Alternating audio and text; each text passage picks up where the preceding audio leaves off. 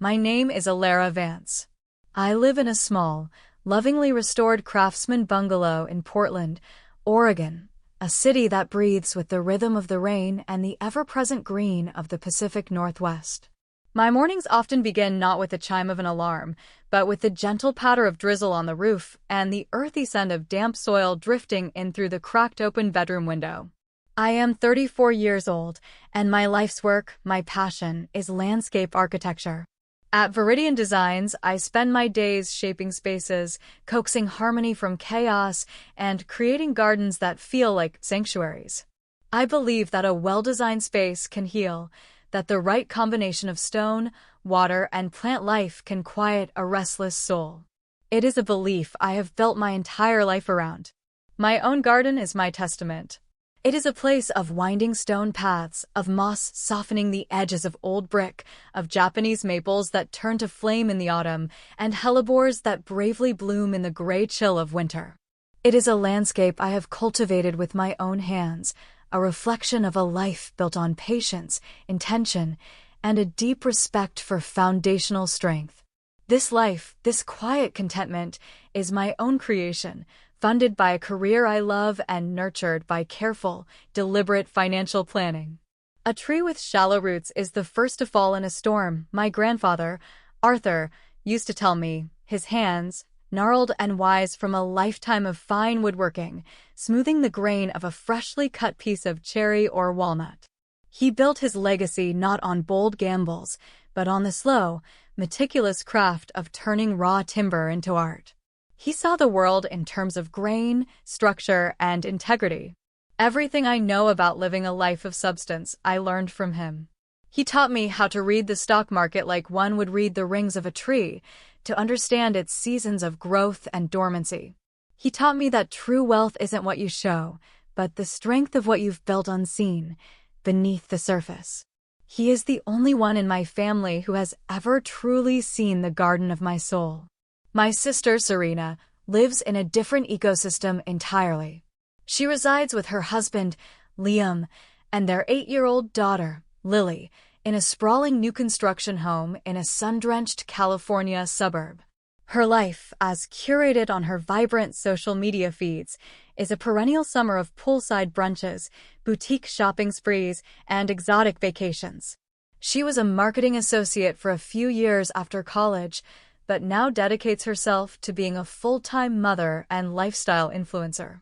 It is a life of dazzling foliage, but I have long known its roots are perilously shallow, fed not by their own income, but by a constant, generous stream of irrigation from our grandfather. The mortgage on their oversized house, the lease on their matching luxury SUVs, Lily's exorbitant private school tuition, it is all sustained by Arthur's quiet support. Yet, Serena's online narrative is one of effortless success, a carefully crafted illusion of a life she and Liam have built themselves. My parents, Robert and Marion, are much the same. They live in a manicured retirement community in Arizona, a life of golf courses and clubhouse dinners that would wither instantly without my grandfather's financial tending.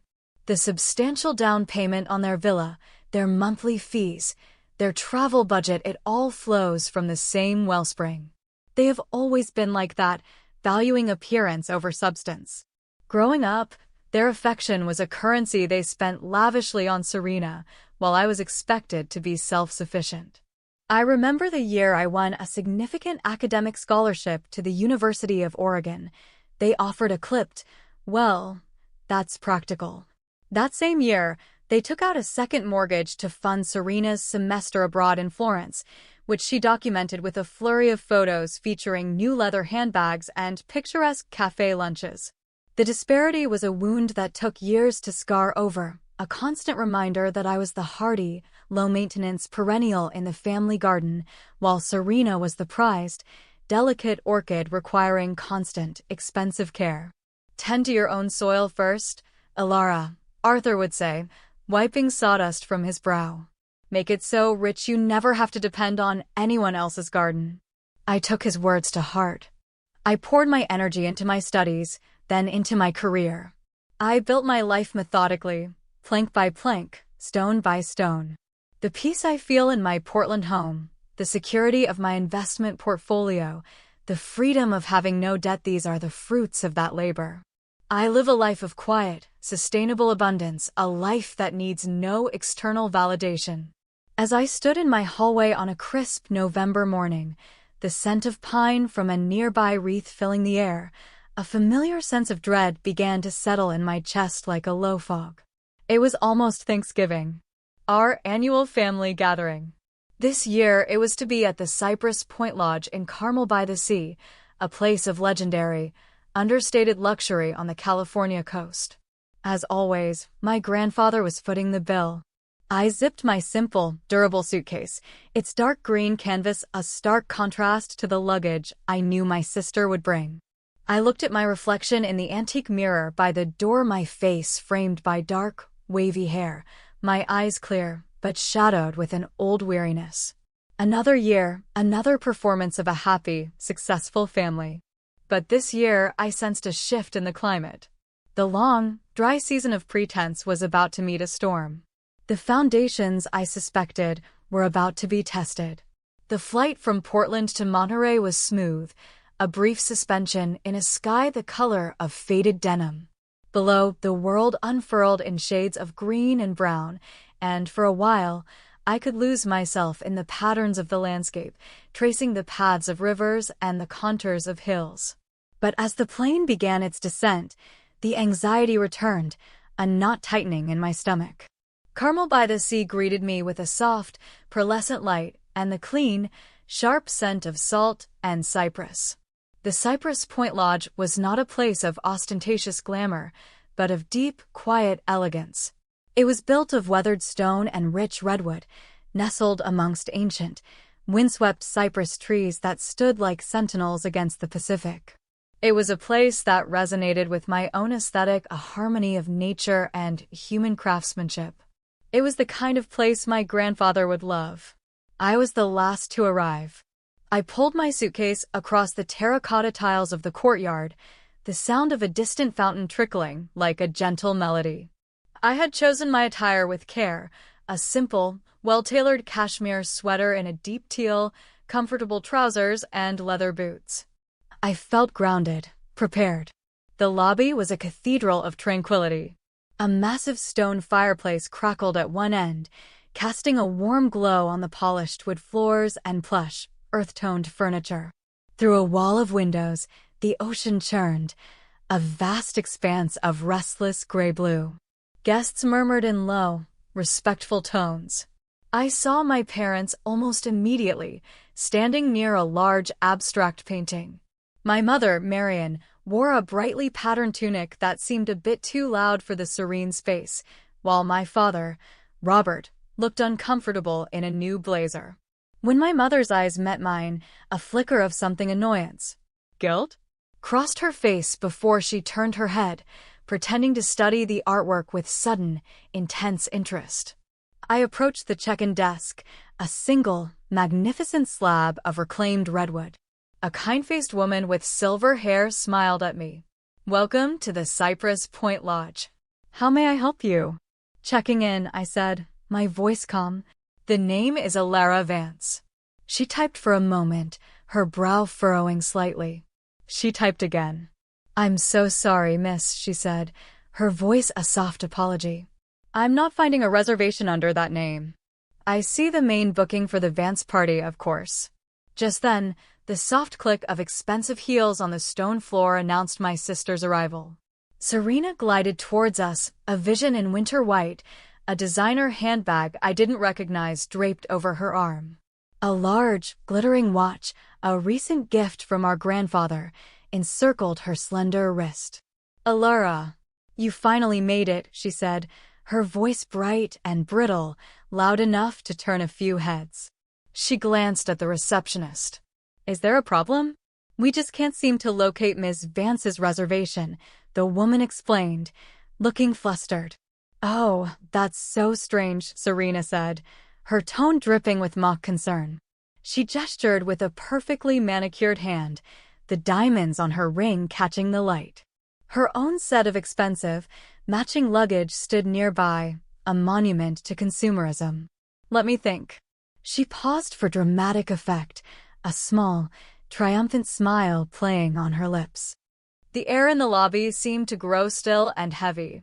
My parents had drifted closer, their faces a mixture of apprehension and avoidance. Actually, Serena said, her voice now resonating with theatrical clarity. I remember now. I made the reservations. One suite for me, Liam, and Lily. And one for Mom and Dad. She looked directly at me, her eyes cold and hard despite the smile. I only booked for family. The words hung in the quiet air of the lobby, sharp and ugly. For family, the receptionist's professional smile faltered, replaced by an expression of pure discomfort. My parents froze, their gazes fixed on a distant point over my shoulder. In that moment, the elegant lobby felt like a stage, and I had been cast as the unwanted intruder in my own family's play. A deep breath. I felt it travel all the way down to my core, a steadying anchor in the sudden, turbulent sea of humiliation. I looked at Serena, at the smug satisfaction radiating from her, at my parents' cowardly silence. And I felt nothing. The old sting of rejection, the familiar ache of being othered, was simply not there. It had been replaced by a profound, startling clarity, as if a dense fog had finally lifted. I see, I said. My voice was even, devoid of the tremor I might have expected. Well, in that case, I'll be leaving. I reached into my bag, pulled out my phone, and with a few calm taps, opened a car service app. I gave a small, polite nod to the stunned receptionist. Thank you for your time. Wait. Serena's voice was sharp with surprise. This was not the reaction she had anticipated. She expected tears, arguments, a scene that would validate her power. But I was already turning, my hand firmly on the handle of my dark green suitcase. I could feel the sympathetic eyes of the hotel staff and the curious glances of other guests on my back. I walked toward the grand entrance, my footsteps the only sound in the sudden, awkward silence. Through the glass doors, I could see the gnarled cypress trees, their branches reaching like arms toward the sky, steadfast and unbothered. They had weathered countless storms. And in that moment, I felt I could too. The crisp, salt-tinged air outside was a relief. As I waited for my car, I looked back at the lodge, its beautiful architecture a symbol of the authentic, lasting quality my grandfather so admired. A life of substance. And inside, my family was putting on a performance in a flimsy set of their own making. For years, I had dutifully played my part. But the play was over. A strange and wonderful sense of liberation washed over me, so potent it was almost dizzying. It was the feeling of a tree finally shedding a diseased limb. It was the feeling of a garden, after a long and difficult pruning, finally having room to breathe. My grandfather's words echoed in my mind, not as a command this time, but as a simple statement of fact. A tree with shallow roots is the first to fall in a storm. I had spent a lifetime tending to my own soil. And now, the storm had come. The black sedan arrived in minutes, its engine a low, respectful hum. As I settled into the plush leather of the back seat, I saw my niece, Lily, through the lobby's glass doors. She was wearing a frilly, expensive-looking dress and was peering out, her small face clouded with confusion. In my suitcase, wrapped in soft tissue paper, was a small, hand-carved wooden bluebird, a pin my grandfather had made in his workshop, its tiny glass eye seeming to hold a spark of life. It was to have been my Thanksgiving gift to her. A small piece of something real and lasting. Where to, ma'am? The driver asked, his voice gentle. Monterey Regional Airport, please, I said, my gaze forward. On my phone, I was already searching for the next flight back to Portland. The ticket would be expensive, a last-minute holiday fare.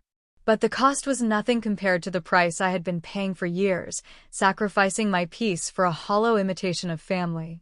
As we pulled away, the Cypress Point Lodge, with its timeless elegance, grew smaller in the rearview mirror. It stood as a silent witness to the quiet, profound moment when I had finally chosen to honor my own foundations. The fault lines in my family had been exposed, and a seismic shift had just occurred. I didn't know what would happen next, but I knew, with absolute certainty, that I would not be going back. The interior of the car was a cocoon of quiet.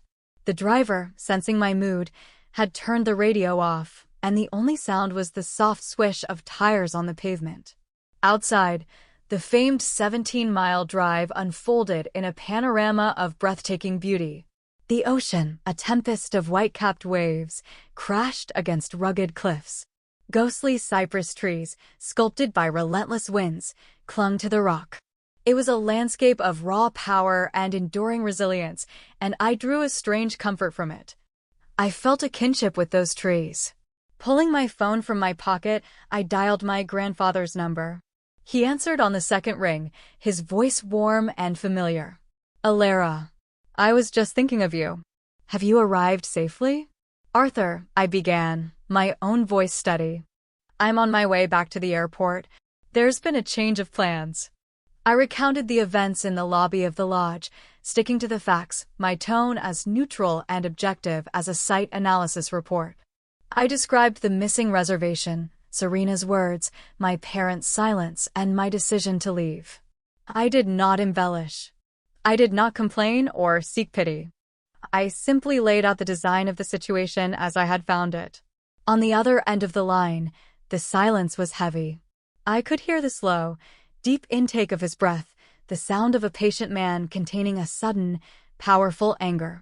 I could picture him in his workshop, surrounded by the scent of cedar and the tools of his trade, his jaw set. "I see," he said finally, his voice low and tight, like wood under immense pressure. "Thank you for telling me, Alara. You did the right thing. I will take care of it from here." That was all. But in those few words, I heard the fall of a great tree, the finality of a master craftsman making a decisive cut. We ended the call, and it wasn't long before my phone began to light up. The first call was from Serena. I let it go to voicemail. Then another. And another. A frantic barrage of digital noise. A text message appeared. "Where are you? Lily is asking for you. You're being so dramatic." I ignored it. Then, an email from my mother. The subject line a single, accusatory word. "Alara. I can't believe you would just walk out. We could have figured something out." Serena was just stressed. You know how she gets.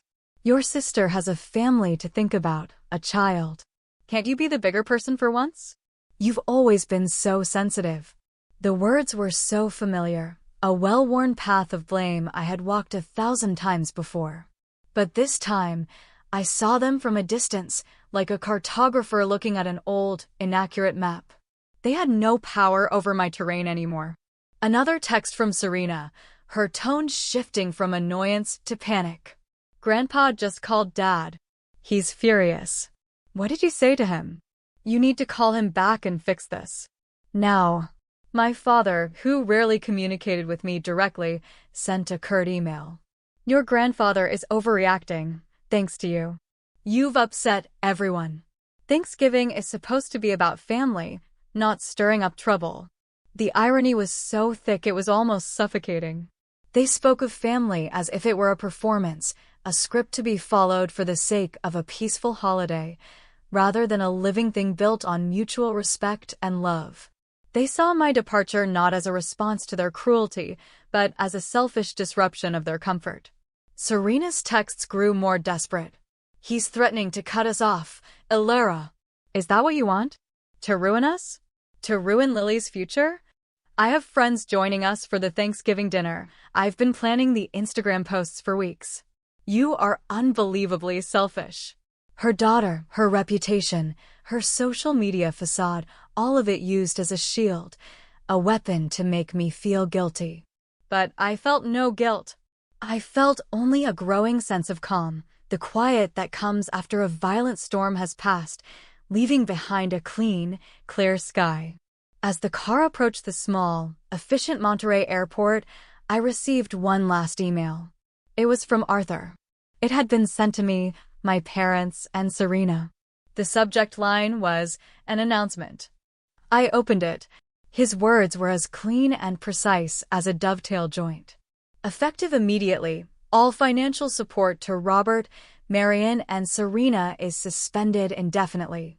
Today, I was made aware of an incident of profound disrespect and cruelty, an incident that goes against every value I hold dear. A family is a structure built on love, support, and integrity. It is not a stage for vanity, nor a vehicle for entitlement. The lifestyle you have been living is one I have provided, and it is a privilege, not a right. It has become clear to me that this privilege has not fostered gratitude or character, but has instead created a weak and hollow foundation. To Alara, who has demonstrated the strength and dignity to stand on her own, know that I am prouder of you today than I have ever been. To the rest of you, it is time you learn to build something for yourselves. The lesson may be harsh, but it is long overdue. My phone immediately began to ring again, a frantic, incessant buzzing. It was my mother, then my father, then Serena again. I looked at the screen, at their names flashing one after another, and I felt a million miles away. I was already in a different climate, a different time zone of the soul. I purchased my ticket, passed through the quiet security line, and found a seat by the window at my gate. Outside, a small plane was being refueled, its silver body gleaming in the afternoon sun. I thought about the Thanksgiving dinners of the past. The forced smiles, the conversations that skimmed the surface like water striders, the palpable tension just beneath the veneer of festivity. I remembered the year Serena had mocked the sensible, comfortable shoes I'd worn, and my mother had laughed along with her. I remembered my father dismissing my promotion at work to listen to a long, rambling story about a new country club Serena and Liam were thinking of joining. Piece by piece, the memories assembled themselves into a mosaic of quiet exclusion. I had been the sturdy, unadorned stoneware in a collection of fragile, gilded porcelain. And I had finally realized that my place was not on that shelf. As I boarded the plane to Portland, I turned off my phone. The frantic buzzing ceased. I settled into my seat and looked out the window as we taxied down the runway. I felt a pang of sadness for Lily, a child being raised in a house of cards. I still had the small, carved bird in my suitcase. Perhaps one day, I would have a chance to give it to her, a chance to explain that the most beautiful things are not those that glitter, but those that are made with love and have the strength to endure. The plane lifted into the air, and the stunning coastline of Carmel fell away below. The turbulent, powerful ocean looked peaceful from this height. I was flying home, to my garden, to my life, to the rich, solid ground I had cultivated for myself. The pruning had been severe, but I knew, with a certainty that resonated deep in my bones, that new growth was now possible. Returning to Portland was like taking a deep, cleansing breath. The moment I stepped out of the airport, the cool, damp air, smelling of rain and evergreens, filled my lungs. It was the scent of home, of reality. When I finally walked through my own front door, the silence of my small house felt like a balm. I dropped my suitcase, ran a hand over the smooth, worn wood of the entryway table, and felt the tension of the last 24 hours begin to melt from my shoulders. I powered on my phone out of a sense of detached curiosity. It was a digital archaeological site, a ruin of my family's panic. Over 100 notifications. Voicemails, texts, emails, a frantic tapestry of desperation. Serena's voicemails had devolved from anger to pleading. Alara, please, you have to call him. He's serious. The credit cards are already being declined. Liam is freaking out. What are we supposed to do? The mortgage payment is due next week. Think about Lily. What will happen to her school? Her voice was thin and reedy, stripped of its usual confident luster. My mother's emails were a torrent of emotional whiplash, veering from blame to supplication. This is your fault, Alara. You've destroyed this family, was followed minutes later by, please, honey, talk to your grandfather. Our retirement community fees are all tied to his accounts. We could be asked to leave. We have nowhere else to go. My father had sent a single, terse message that was perhaps the most revealing of all. The trust advisor confirmed the freeze. "This is not a joke. Your actions have severe consequences." It wasn't about the hurt, or the family, or the principal. It was about the logistics of the money. I read through them all, not with anger or satisfaction, but with a kind of clinical sadness. It was like observing a foreign ecosystem in collapse. They were all so focused on the symptoms, the money, the bills, the social standing, that they were utterly blind to the disease, the years of emotional neglect, the hollowness of their values, the transactional nature of their love. The most jarring communication came from Liam, my brother-in-law, who had never called me directly in his life. "I just found a folder of unpaid bills Serena had hidden in her closet," he said, his voice a mixture of shock and exhaustion. "She's been living so far beyond our means, beyond even your grandfather's support." I had no idea. I feel like I don't even know who I married. The first cracks in their perfect facade were becoming chasms. I put the phone down on the kitchen counter, its screen dark. I made myself a cup of chamomile tea, the steam warming my face. I looked out the window at my garden, shrouded in the soft gray light of a Portland evening. The bare branches of the Japanese maple were a delicate, intricate filigree against the sky. It looked stark, but I knew that life was still pulsing within it, gathering strength for the spring. I thought of the Thanksgiving dinner that was supposed to be happening at the Cypress Point Lodge. A multi-course, artfully plated affair, no doubt. The kind of meal designed to be photographed and posted, each dish a testament to a lifestyle they couldn't actually afford. The irony was bitter. My family, so obsessed with portraying a life of abundance, was now facing true scarcity, not just of money, but of character. My grandfather's words came back to me. "Tend to your own soil first." For years, I had watched them neglect their own lives, their own relationships, their own integrity, all while trying to display the most impressive, exotic blossoms. But they had no roots. And the storm had come. My own finances were a quiet comfort. My mortgage, paid on time every month. A healthy emergency fund, a diverse investment portfolio that was growing steadily, tended with the same care I gave my garden. No credit card debt. I lived well, but I lived within the world I had built for myself. It was a world of sustainable beauty, not fleeting glamour. A new email pinged. It was Arthur again. A short, final addendum to his earlier announcement, sent only to me. "I know this is difficult, Alara. But a necessary pruning is often painful. They need to learn that dignity is not for sale, and self-respect cannot be bought. It must be earned. Be patient. True growth is slow." Tears welled in my eyes, but they were not tears of sorrow. They were tears of gratitude, of being seen and understood so completely. I took my tea and walked out into my garden. The air was cold, but it felt clean. I stood on the stone path and looked at the dark, rich earth. It was my foundation. It was real. And it was mine. The buzzing from the phone on the counter had stopped. For the first time in a very long time, my world was truly quiet. The first snows of December dusted the high peaks of the Cascades, and a deep, quiet chill settled over Portland. The weeks after Thanksgiving unfolded with a strange rhythm.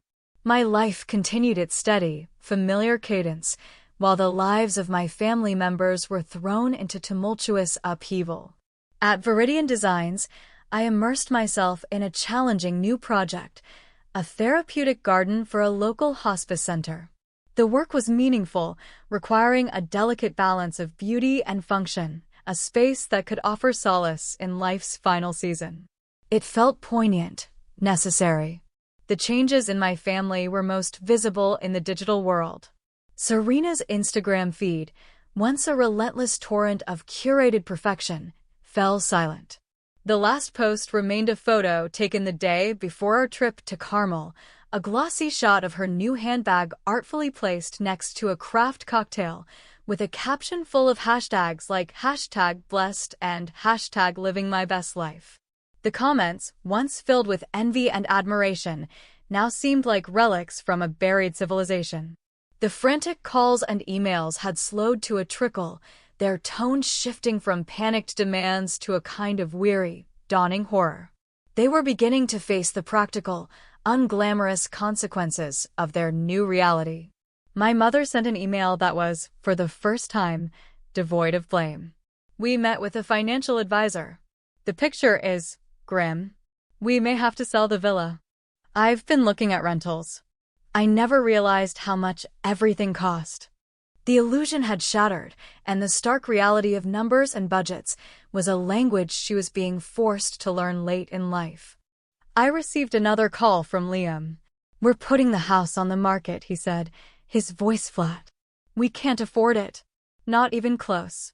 Serena, she's not taking it well. She spends most of her days in bed.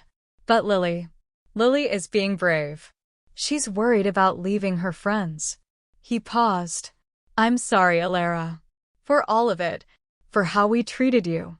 It wasn't an absolution, but it was the first crack of genuine light I'd seen. Serena herself sent a single, short text message 2 weeks after the incident. "They are making us sell the house." There was no plea, no accusation. Just a stark, desolate statement of fact. It was the most honest thing she had said to me in years. In contrast, my own life felt richer and more vibrant than ever. The hospice garden project was consuming me in the best possible way.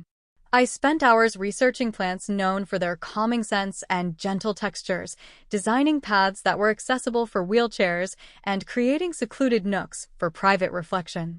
My work was about creating a foundation of peace for others, and it reinforced the importance of my own.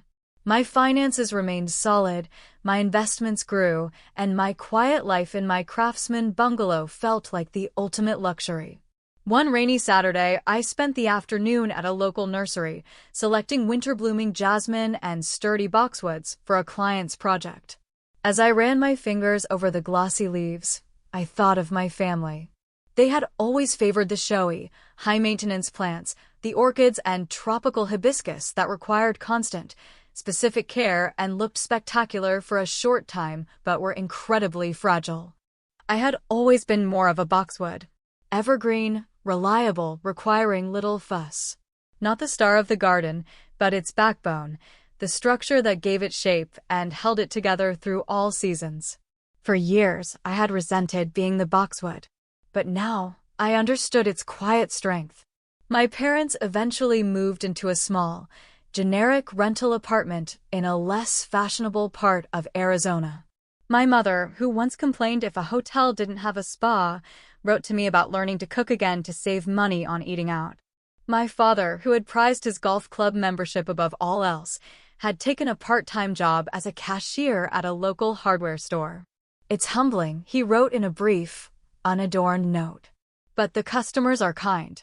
Serena and Liam sold their grand, empty house and moved into a modest townhouse an hour away. Lily had to transfer to the local public school. I heard from Liam that Serena had, tentatively, started looking for a job. The road ahead for them was long and uncertain, their marriage still fragile. But they were, for the first time, standing on their own 2 feet, however unsteady. I never spoke to them about what happened. There was no grand confrontation, no tearful reconciliation. The communication was sparse, factual, and slowly, achingly, becoming more real. The change was not happening for me, or because of me. It was happening because their reality had fundamentally, irrevocably shifted. My only role had been to refuse to continue propping up the illusion. Last week, a small, flat package arrived from my grandfather. Inside was a framed botanical print of a Galanthus nivelis, the common snowdrop. A flower that has the strength to push its way through frozen earth to bloom in the dead of winter. The attached card held a single sentence in his elegant script. "For the strongest flower in the garden." I hung it in my study, where it catches the morning light. It is a quiet reminder that true resilience isn't about never facing a harsh winter, but about having the strength to grow through it. 3 months after that fateful Thanksgiving, the first, tentative signs of spring began to grace Portland. The tight, glossy buds on the magnolia tree in my front yard had begun to swell, and the early crocuses were pushing their vibrant purple heads through the damp earth. My own life was also in a season of new growth. I had been promoted to a senior partner at Viridian Designs, a recognition of my work on the hospice garden, which was now nearing completion. My new role came with more responsibility, a higher salary, and the opportunity to mentor younger designers, to pass on the philosophy of creating spaces with integrity and soul. The communication from my family remained infrequent, but the tone had transformed completely. The panic and blame had evaporated, replaced by a quiet, somber introspection. My mother sent me an email with a recipe for a lentil soup she had made. It was a simple thing, but it felt monumental. It was an email about a small, tangible act of self-sufficiency, not a complaint or a plea. It was a message about building a new life, one ingredient at a time. Serena even called me one evening. Her voice was different, softer, stripped of its brittle edge. She didn't apologize for what happened in Carmel, perhaps she never would, not in so many words. But she talked about her new life. She had found a part-time administrative job at a local dental office. "It's not glamorous," she said, and I could hear the ghost of a self-deprecating laugh. "But it's mine. The paycheck is mine." She told me Lily was doing well in her new school, that she had joined the soccer team. She said Lily missed me. "She still has that little book about garden fairies you sent her for her last birthday," Serena added quietly. "She reads it all the time." It wasn't a reunion, but it was a bridge. A slender, fragile one, but a bridge nonetheless. Last weekend, on a surprisingly sunny Saturday, I was working in my own garden. The air was cool and clean, and the soil was rich and dark in my hands. I was dividing a cluster of overgrown hostas, their roots tangled and dense. It was meticulous work, separating them carefully to give each new plant enough room to thrive. As I worked, my hands covered in earth, I thought about the painful pruning my family had gone through. It had been brutal, cutting them back to the bare wood. But now I could see the first signs of new life. Small, tentative buds of humility, responsibility, and maybe, just maybe, a more authentic kind of love. My relationship with them would never be what it was, and for that I was grateful. The old dynamic, built on a foundation of neglect and pretense, had been cleared away. Whatever grew in its place would have to be real. It would be slow, and it would require patience. It would have to be tended with care, by all of us. In a small, velvet-lined box in my dresser drawer, the hand-carved bluebird pin my grandfather made still rests. I have not forgotten it. I think, perhaps, I will send it to Lily for her 9th birthday next month. Not as a symbol of forgiveness, but as an offering of hope. A small, beautiful thing made of honest materials, a symbol of resilience and the freedom to fly on your own. I finished dividing the hostas and planted the new starts in a shaded corner of the garden that had been bare for too long. I watered them deeply, patting the soil around their bases. I stood up, wiping my hands on my jeans, and looked at the space I had created. It was a landscape of my own making, a place of peace, strength, and quiet, enduring beauty.